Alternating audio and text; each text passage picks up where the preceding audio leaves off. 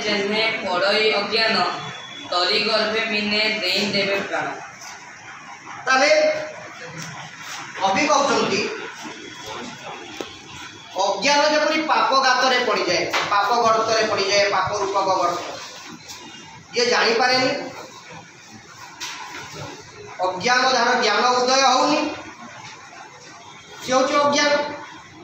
अज्ञान कौन करे न जापारी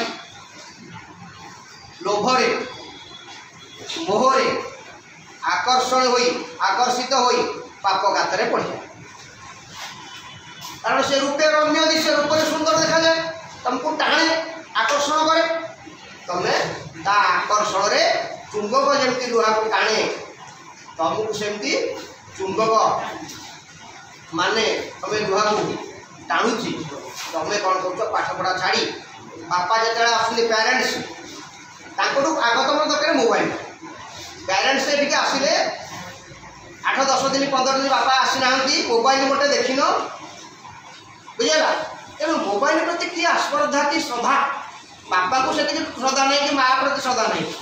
केमी पेरेन्ट्स आसते मोबाइलटा नहीं मुझे सेपटे देखा बापा तार क्या पसंद करूँ बापा जाए टीचर मान पाखे मो पु केमी पढ़ुची कौन करुच्ची मोर से चिंता नहीं पु मोबाइल देखो तार मोबाइल चिंता 1000 प्रकार आप खोलिकी से देख तार आकर्षण।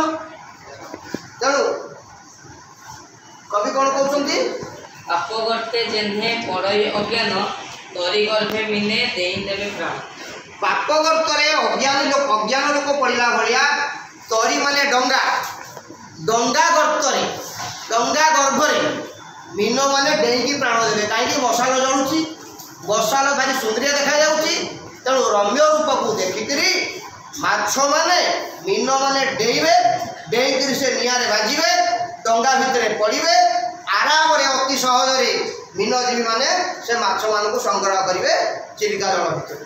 तेणु कवि कहते माछ माने जमती से मशालर आकर्षण में निआ को देखिकी डेईकी मरती सेमिति युवक युवती माने परस्पर प्रति आकर्षित होई निजर प्रकृत लक्ष्य भूली जाई से माने दिगहरा हुंती बाटबणा हुंती एवं जीवन प्रकृत लक्ष्य भूली जाई भूल बाटरे जाई निज जीवन को तलितलांत करती नष्ट कर दियंती जहाँ फल से जीवन आ सजाड़ी हुए असजड़ा हो जाए। नेक्स्ट